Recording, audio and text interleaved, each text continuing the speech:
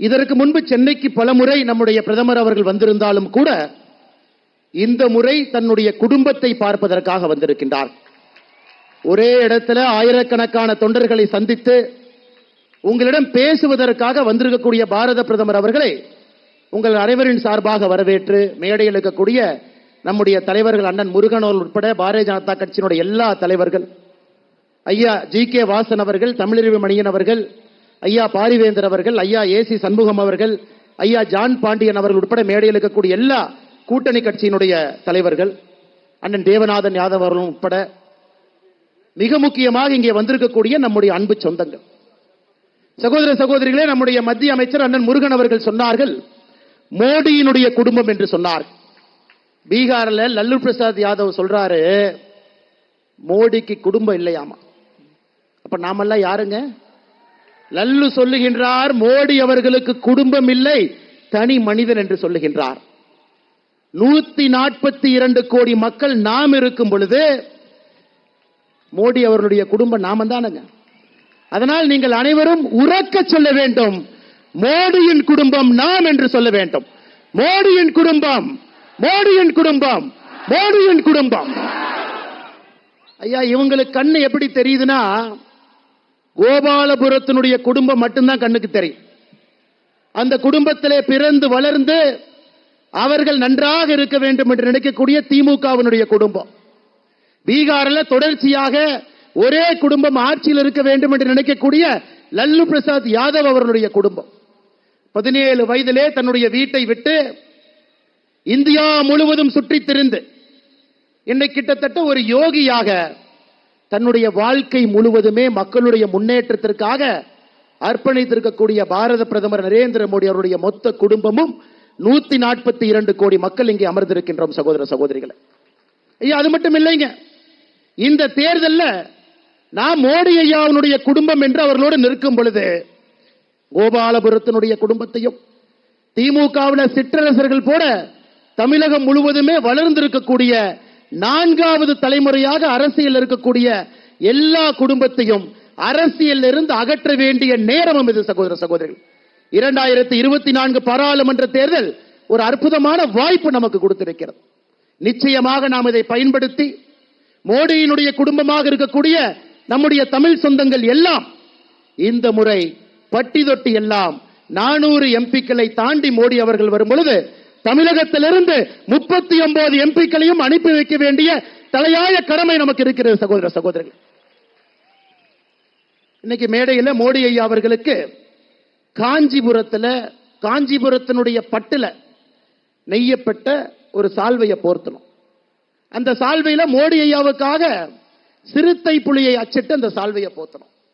நிறைய பேர் நினைக்கலாம் எதற்காக மோடி ஐயா அவர்களுக்கு மேடையில காஞ்சிபுரத்தினுடைய பட்டு சிறுத்தை அச்சிட்டு கொடுத்தீங்க.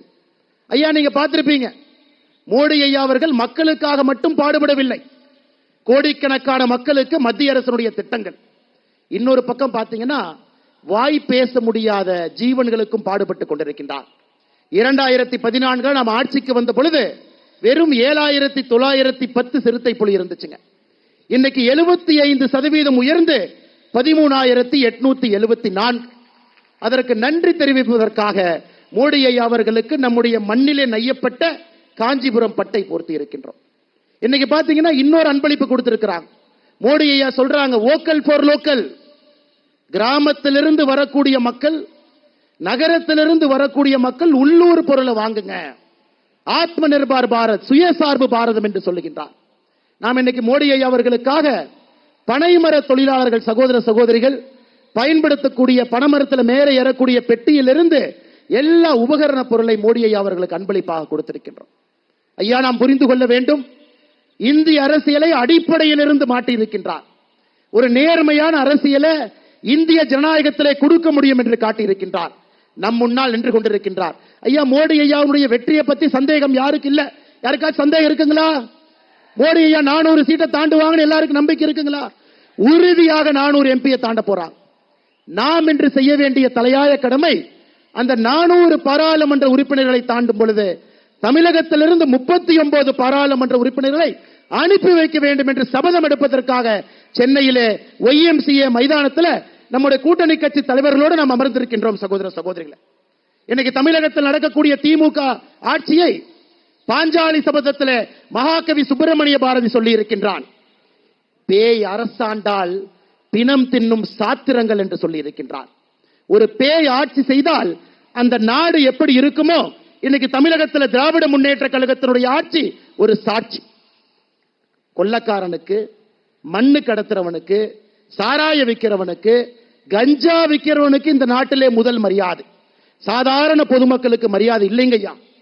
பேய் அரசாண்டால் பிணம் தின்னும் சாத்திரங்கள் என்று பாஞ்சாலி சபதத்திலே மகாகவி சுப்பிரமணிய பாரதி சொன்னது போல நடக்கக்கூடிய ஆட்சியை அகற்ற வேண்டிய நேரமும் காலமும் நமக்கு வந்துவிட்டது சகோதர சகோதரி. அதனால் பொறுமையாக மோடி ஐயாவுடைய பேச்சுக்காக காத்திருக்கக்கூடிய எல்லா சகோதர சகோதரிகளுக்கு ஒரே ஒரு சங்கல்பத்தை எடுத்து செல்வோம். ஒரு தவமாக வேலை செய்வோம். அடுத்த 60 நாட்கள் இந்திய அரசியல்ல மிக முக்கியமான 60 நாட்கள். காரணம், இன்னைக்கு எல்லாம் நாளைக்கு பத்தி யோசிச்சுட்டு இருக்காங்க. மோடி ஐயா நேற்று மந்திரி சபை கூட்டத்தில் அடுத்த 25 ஆண்டுகளுக்கான திட்டத்தை போட்டுவிட்டு வந்திருக்கின்றார். The politicians of today, they think about tomorrow morning. We have a Prime Minister, Honorable Narendra Modi ji, who has prepared the vision for the next 25 years. Next 25 years, he got a vision in his hand. He is not going to rest till India becomes the #1 country in the world. அப்படிப்பட்ட அற்புதமான தலைவனை பெற்றிருக்கின்றோம். 25 ஆண்டுகளுக்கான திட்டத்தை கையிலே வைத்திருக்கின்றார். அதற்கான அடித்தளத்தை 2024 அமைப்பதற்கு தயாராக இருக்கின்றார். அதனால் மோடியோடு நிற்போம். மோடி குடும்பத்தினர், மோடி அவர்கள் 39 பாராளுமன்ற உறுப்பினரை தமிழகத்திலிருந்து அனுப்பி வைக்க வேண்டிய கடமை நமக்கு இருக்கிறது சகோதர சகோதரிகளே. உங்கள் அன்பிற்கும் பாசத்திற்கும் மோடி ஐயாவிற்கு தொடர்ந்து நீங்கள் கொடுக்கக்கூடிய ஆதரவுக்கும் நன்றி தெரிவித்து என்னுடைய உரையை முடித்துக் கொள்கின்றேன். நன்றி, வணக்கம். பாரத் மாதா கி, பாரத் மாதா கி. நம்முடைய குடும்பம், நம்முடைய குடும்பம், நம்முடைய குடும்பம். நாட்டின் ஒப்பற்ற தலைவர் மட்டுமல்ல, உலகத்தின் ஒப்பற்ற தலைவர். உலக நாடுகள் என்ன செய்ய வேண்டும் என்று நமது தலைவனை கேட்டு செய்கிற ஒரு மாபெரும் தலைவரை நாம் பெற்றிருக்கிறோம். மீண்டும் அவர் பிரதமராக பதவி ஏற்பதற்கு முன்பு தமிழக தாய்மார்களின் வாழ்த்துக்களை பெற வந்திருக்கிற நமது மாண்புமிகு மரியாதைக்குரிய போற்றுதலுக்குரிய ஐயா பாரத பிரதமர், மீண்டும் 3வது முறையாக பதவி இருக்கிற ஐயா பாரத பிரதமர் அவர்களை அன்போடு அழைக்கிறோம்.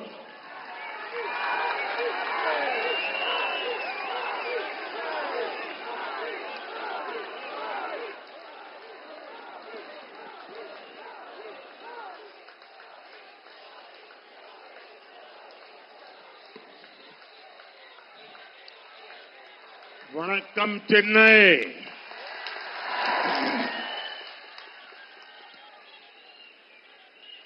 Every time I come to Chennai, I feel energized by the people. It is great to be here in this city which is full of life. Chennai is also a great hub of talent, trade and tradition. In our mission to build a developed India, the people of Chennai will play a very, very important role. எனதருமை நாட்டு மக்களே, வணக்கம். ஒவ்வொரு முறையும் நான் சென்னைக்கு வரும்போது தமிழர்களால் எனக்கு சக்தி உண்டாகிறது.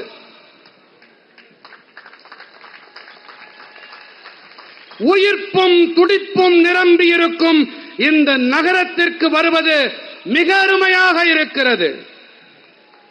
திறமைகள், வர்த்தகம், பாரம்பரியம் ஆகியவற்றின் மைய புள்ளி சென்னை. வளர்ச்சியடைந்த இந்தியாவை கட்டமைக்கும் நமது நோக்கத்திலே சென்னை வாசிகள் மிக முக்கியமான பங்கினை ஆற்றுவார்கள். साथियों, तमिलनाडु के प्रति मेरा लगाव बहुत पहले से है। मुझसे आपका प्रेम भी बहुत पुराना है, लेकिन इधर कुछ वर्षों से मैं जब भी तमिलनाडु आता हूं, कुछ लोगों के पेट में दर्द होने लगता है। इन्हें इस बात से तकलीफ होती है कि बीजेपी का जनाधार यहां लगातार बढ़ रहा है और आज यहां चेन्नई में भी हम देख रहे हैं दूर दूर तक लोग ही लोग बैठे हैं, उत्साह से भरे हुए लोग बैठे हैं। நண்பர்களே, எனக்கும் தமிழ்நாட்டிற்கும் இடையேயான உறவு மிக பழமையானது. நீங்கள் என் மீது பொழியும் இந்த அன்பும் கூட மிகவும் பழமையானது.